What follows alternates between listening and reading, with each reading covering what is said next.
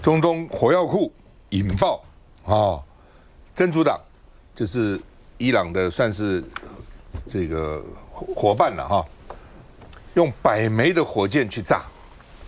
那以色列回击，在贝鲁特的南郊陷入火海。贝鲁特哦，因为真主党在贝鲁特哦，这个黎巴嫩哈，所以呢，贝鲁特呢这个陷入火海啊。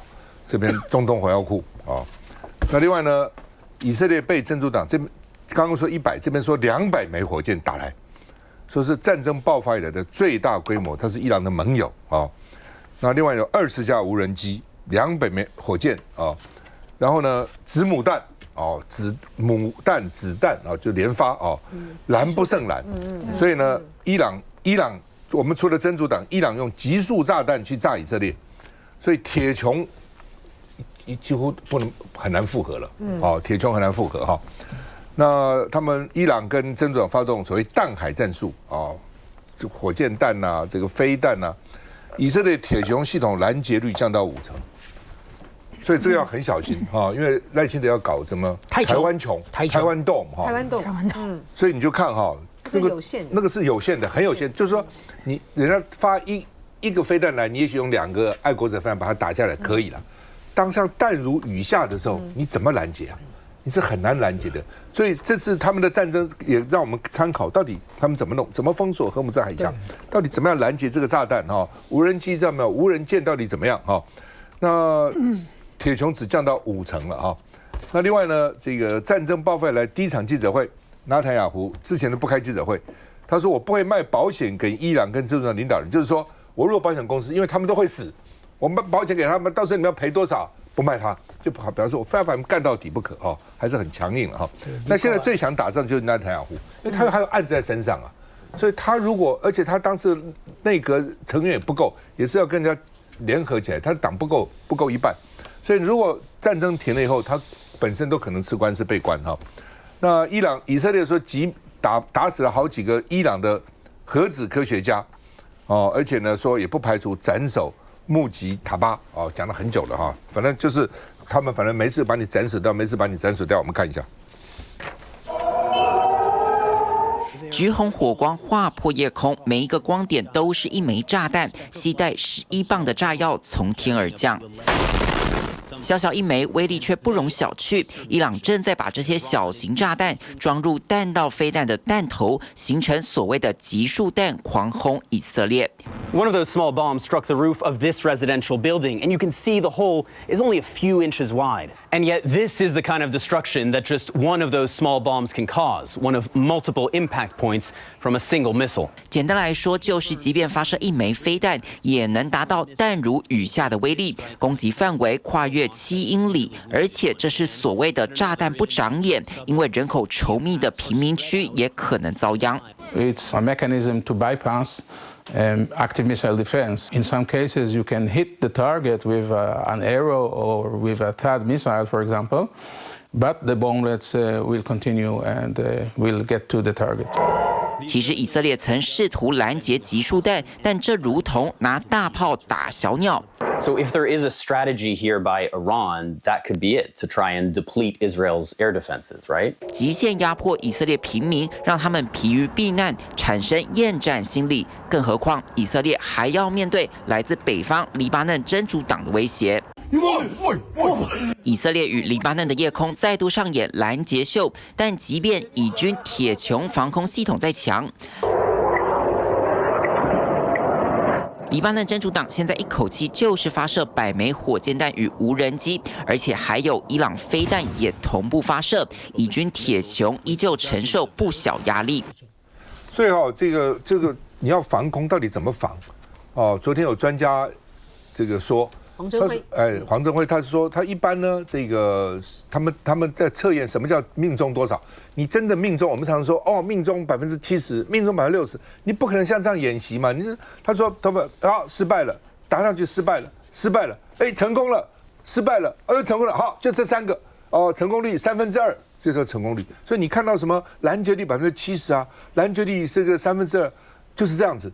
它不是一个真正作战在战场上的拦截率了哦，这边就是真的战场上你就知道了嘛哦，到底是人家发1颗拦截多少，发10颗拦截多少，发100枚的时候拦截多少，发200枚的时候拦截多少，那才是一个真正战场上的实况啊！乃金。所以这场战争里面呢，我们看到的就是像刚才这个影片里面讲的，就是大炮打小鸟啊。在这个去年的伊朗跟以色列之间的冲突的时候，当时呢，伊朗呢也是发射了非常多的导弹啊、飞弹啊、无人机的攻击，当时就已经穿透了铁穹系统了。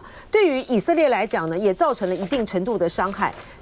而这一次呢，伊朗呢在面对美国跟以色列两边的这样夹击的时候呢，美国呢出动了你不管是什么I3啊这些东西去拦截，你伊朗呢，它只要用极小成本的大量的哈。而且那个集束弹的威胁力是很大的，它就能够对于以色列、对于美国的基地造成重大的威胁。川普呢，在这场的伊朗的战争中是完全没有经过一个完整的战略考虑的。他呢，受到了他在委内瑞拉的胜利啊，很快的逮捕了马杜罗夫妇，他被这样子的一个胜利呢冲昏了头。他觉得呢，他可以靠团灭啊，斩杀伊斯兰的这个政权啊，神权政体的伊朗的这些的领导人呢，他就能够宣称取得胜利，所以他的胃口就养大了。养大了之后呢，说要把他推翻到为止。然后呢，他们未来呢，这个神权政治呢，神权政体呢，他们的接班人呢，也要由我决定。他完全都不能够掌控。而伊朗呢，他在调整了这个步伐之后呢，他就是决定要采取一种我毁灭全球经济。那你川普受得了吗？伊朗现在这个一穷二白，你对他这么多年来美国对他的制裁，他早就已经在经济上面，他都已经要濒临到崩溃了。在这样的情形之下的时候，美国这次对这个伊朗的打击，然后伊朗呢封锁这个荷姆兹海峡，那我就拉全球一起陪葬啊。那现在呢，川普内部呢最大的问题是，他有3派不同的看法在左右哈，让这个川普到底要做什么样的决定，让他在那边摇摆。刚才吴峥就提到说，我们曾经有分析过说，美国打伊朗就是要取得这个石油的这个控制权嘛，就像他拿到委内瑞拉的时候，他是要石油，然后伊朗呢，他也是要拿到他的这个石油，然后要去跟中国去交易说，你不要再买这个伊朗的石油，你也买不到了，那你要多买美国的石油和天然气，不要买伊朗的，也不要买俄罗斯的。但是伊朗现在采取这种毁灭的这种策略，它封锁霍姆兹海峡，大家都买不到。好，那美国的这个3派的的争执就在于是一派人。就包括财政部长，美国的白宫幕僚长，他们就是主张说，你要去赶快宣布一个狭义的一个胜利，哈，避免呢在有关于石油市场、经济、全球的金融体系造成重大的影响。这个对于你川普的期中选举是非常不利的哈。第2派的人呢，就是鹰派，像美国的一些鹰派的参议员啊，林赛啊，格雷厄姆，他们就主张说，要打下去，你要推翻他的这个政权。第3派呢，就是民粹主义者，就是像班农这类的人，他们就觉得说，他妈干嘛哈？美国只要管好自己的事就好了，不要陷入到中东的泥淖里面。所以现在川普呢，他就呈现了一个非常混乱的一个对外的一个说辞。他一方面呢，要让鹰派觉得说，我这个战争呢，依然会持续，而且呢，我随时呢，川普就一天到晚随时3不5时的就宣告说，我已经胜利了，我距离胜利不远了。然后他又怕市场担心，他又让市场放心，说我这个战争呢，很快就会结束了。另外一方面，他又要让这些MAGA派他的支持者相信说，不会，战事不会升级，我们不会陷入到中东泥淖里面。你的战略目标如此混乱，这场战争到底要如何结束？是不是变成是伊朗说了算，而不是你川普说了算？淑慧，刚刚我们前面民进党的发言人说，他对这场战争蛮悲观的，对全球的经济跟能源也觉得有危机哦。但是我想请问一下，那我们的政府做了什么？现在很多国家，包括丹麦、越南、菲律宾，他们都有采取能源自救的一些政策，譬如说希望限制或呼吁就国内大家的能源使用。其中丹麦大家可能不知道，它其实是能源自主的国家，它在北海有丰富的石油跟天然气的蕴藏，而且本身已经有80% 是这个绿能在发电的。但是这样的国家他们都开始在紧张了，那台湾呢？能源95%通通是进口的。我们现在除了看到要中油吸收这个油价的价差以外，请问我们在能源上面的警觉的政策是什么？有限制能源使用吗？不敢嘛，因为怕民怨嘛。然后只说我们会去调电，会去买电。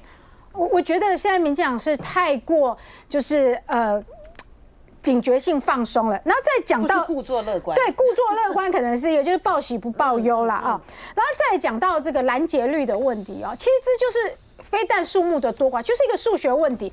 当对方只发射10枚跟发射100枚，当然拦截率就会下降啊。那美国最近也在发展所谓的精穷计划，他们的这个费用更高，1800亿美金以上。但美国自己内部都已经出现争议跟质疑了啊。前不久有一部美国电影叫做《炸药屋》，里面就是在评论说，这个拦截率大概只有5-6成的东西，你拦截了70%的飞弹，但是你如果有1枚核弹你没有拦到的话，那还是就全毁了。所以发展这个所谓的铁穹精穹，到底符不符合国防的安全或国防的效益？去年他们一位军区的这个国军的司令跑到美国的听证会去作证，说美国国防部毫无成本概念。为什么？你用200万美金的这个飞弹去拦截1万美金的无人机，这个本身就是一个效益有问题的一个政策。你有多少200万的飞弹，人家有多少1万美金的这个无人机呢？那这一次都完全在这一次的中东战争已经看到了。你看这次这个伊朗出动大量的无人机，它已经不是单一的区域战争，它已经变成整个中东地区的战火了耶。包括说这个阿曼、巴林、沙烏地的油田都被炸，但是伊朗付出的成本是很少，全世界能源付出的成本是很大。再来，你看这个以色列的拦截率为什么现在下降了？因为它用子母弹嘛，当你要拦截1颗飞弹很容易，但你要拦截无数颗的时候，这个拦截率一定会低。当你拦截率下降，你还会产生第二个，就是心理的威胁。过去以色列人觉得我们很安全啊，我们的这个铁穹计划拦截率是9成，哇，现在当只有5成的时候，那代表50%的以色列是暴露在危险之下的。所以这个都可以，我觉得都可以给执政党很多警讯。第一个，封锁荷姆兹海峡，我们都受影响了。那如果封锁的是台湾海峡呢？第二个，民进党要发展的台湾铁穹计划，你到底要花多少成本去拦截未来？如果对方也是用低成本的攻击的时候，所以不是美国讲的都是对的，不是美国卖的都是好的。薛小姐回来，我觉得台湾的。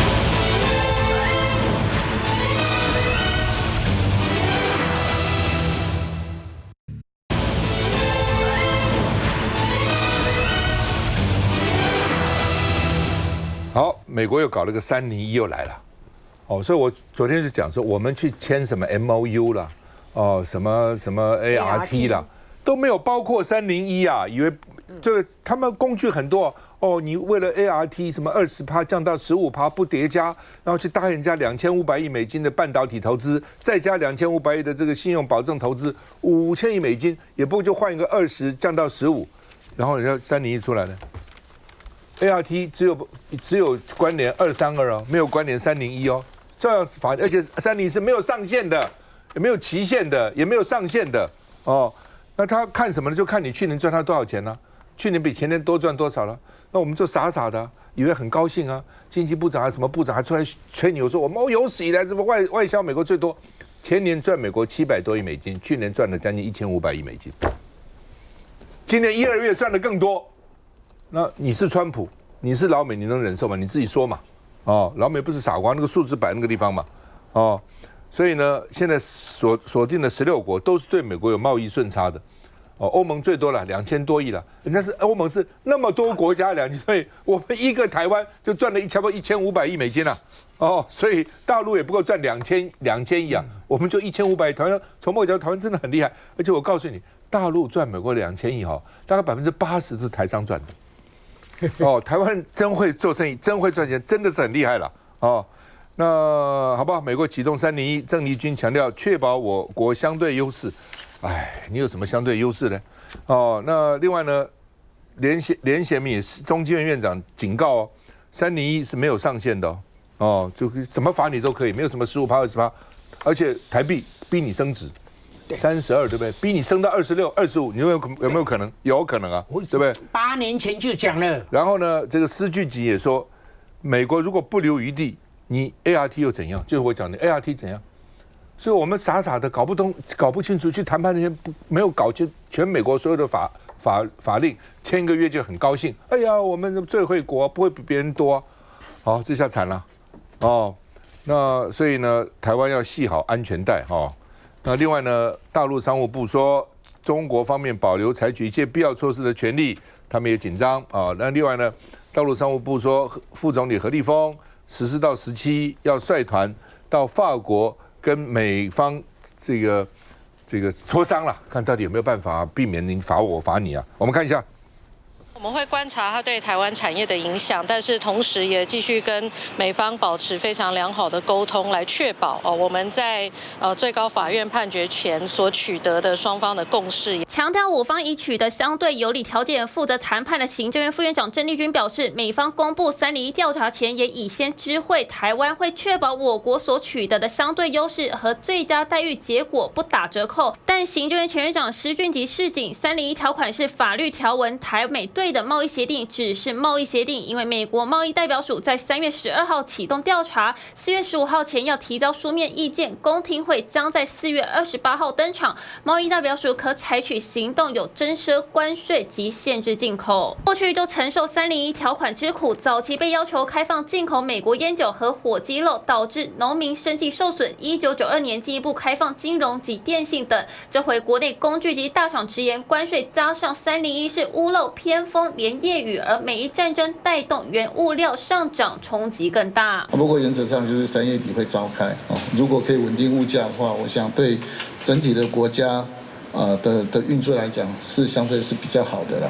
我们会把这个想法让委员知道，但是我还是要强调，这个最后的决定权还是在他们。受到中东战事影响，也推升油价和天然气价格。伊朗扬言要让每桶原油售价飙到$200以上，而政府是否会再增加吸收？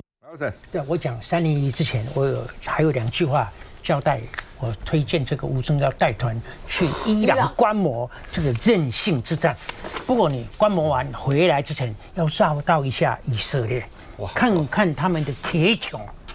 因为把你的心得报告你的长官，因为我们现在民进党中就是要台湾洞嘛，台穹台湾洞花那么多钱，要那么长的时间，看看以色列的例子，这个也是不可靠的那我们讲301好了。你晓得，你还记得去年2月川普最得意的是哪个表？就是相对关税的表，对等关税。他那个是一群笨蛋给他写的，那川普是没有什么尝试的。你想那一个相对关税的表有哪一个是很奇怪的？你知道，他是看谁赚我的钱，但是呢，他的单位用错了，他是用粗糙的金额除以出口的总额百分比。这百分比出来就笑话了。你想有一个国家是只做我们台湾的生意，是什么？牛仔裤、赖手头，赖手头穷得要命，但是它的出口占的百分比全世界前3名。为什么？因为他没有钱买东西没有钱买东西就抵消不掉，百分比当然很高所以赖手头就前3名，多笨！川普，你用这样的人当你的幕僚。难怪你这个关税打得一塌糊涂。你想他去年1年的关税之战我给他看了一下，他总体的这个入超有没有减少？没有减少但是呢，你如果细看每一个国家，其实大家都多少减了一点，那劳工都减了20%大家都有减少一点，但总体来讲没变为什么？他减掉的被3个国家抵消掉了。台湾最厉害，台湾抵消，台湾的对它的出超更多到这是不忍卒睹了。第二个是越南，越南是中国的邻邦转过去的了，洗产地了。还有第3个是什么？是墨西哥，墨西哥那么厉害一下子输出那么多，它也是美国的邻邦嘛。对，那就美国旁边所以这3个国家把它所有这个入超的改善通通抵消掉了。所以你看多可笑！川普你开的药方跟你的处方是错的，但是现在301不一样了301它跟那个对等关税那个表不一样了，18个国家你去看看，通通赚老美的钱。而且你去查的话，这些人赚的钱没有那么可恶，只有2个单位，嘿嘿，你去查就有戏唱了，一个是中国，一个是台湾。你想中国是什么？中国是以公家的公权力撒钱去制造产能，然后用廉价的东西卖给美国，这个不要查吗？这个要查还有台湾呢，台湾总讲一句了，台湾人现在就爱叹钱耶。台湾就是汇率啊，我们汇率现在是徘徊在31左右，32块。我8年前就建议说，台湾的汇率要逐步、慢慢的来，让大家能够忍受该淘汰的也是慢慢的淘汰。我8年前建议是25，一直在31。曾经26、25啊，曾经。你去看整个图表，我们这8年是越陷越深啊，台湾的社会就红光满面。但是基本上整个社会是坐在金山银山上面的丐帮。你晓得这句话谁讲来着？马可斯。不是马可斯。马可斯说菲律宾是 the beggar on the gold mountain。对但是在台湾谁讲的最响亮？我跟你讲，你会很佩服，而且是出其不意的让你佩服。连胜文讲的，这是一个含着金汤匙来出生的世家子弟啊，讲台湾是坐在金山银山的丐帮。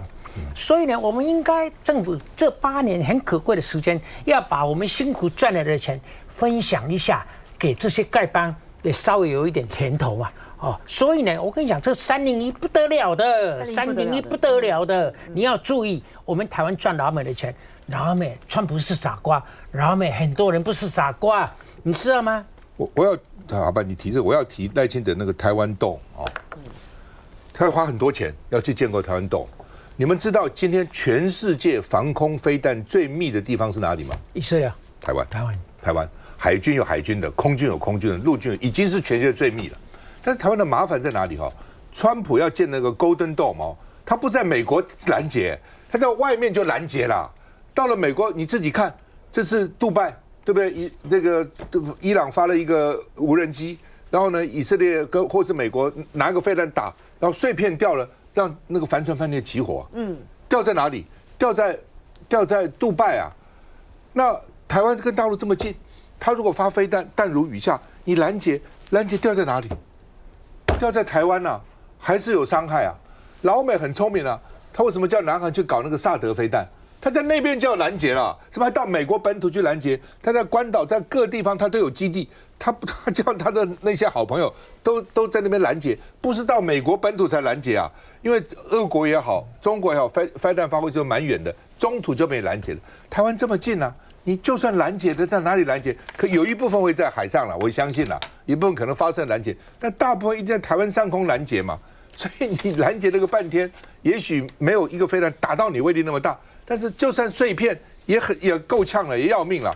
所以你要考虑美国搞个 Golden 我们觉得我们要搞一个这个台湾 Dome， 完全不一样的状况啊，真的完全不一样了来，源自那个当然大家都觉得说这个301可能非同小可，但是我看到行政院的反应还是好像就是无所谓，老神在在这样，老神在在吧，就是说我们还是会，因为之前 ART 已经谈得很好了啦，还是会尽量让美国就是按照 ART 的协议就是一直在讲 ART。我觉得跟美国谈判过程当中，其实大家都很想知道说到底自己的产业会不会受到影响？可是每一次谈什么政府都告诉你没问题，没问题。但是揭发之后，其实就是会有影响。所以不知道为什么每次都很喜欢粉饰太平。然后我记得当时就是 ART 被宣布不是 ART 就是对等关税被宣布违宪。那美国要重启301的时候，那时候民进党很多人不是行政院民进党很多人就说叫我们国会赶快通过那个 ART 赶快通过就没有送来嘛。然后后来行政院的讲法是说，他持续跟美国沟通，然后了解美国接下来的做法，所以根本行政院从头到尾就没有送，他们自己觉得可能有状况，但是旁边的人，民进党的一些立法委员一直说赶快通过，好像说接下来的问题，如果万一怎么样的话，都在野党不通过 ART 的关系，这就是一种很典型的认知作战嘛。那我是觉得说，台湾政府应该是稍微硬一点的，因为这个301的调查其实是有点不按牌理出牌啊，以前。301通常都要调查比较大概6到12月的时间嘛，这一次好像调查的时间就很短，很快就要有结果。然后再一个就是说，台湾因为贸易就美国对我们贸易逆差，其实大部分主要是我们半导体跟资通讯产业是这件事情。可是这个本来就美国有需要嘛，所以他才会一直跟我们买啊。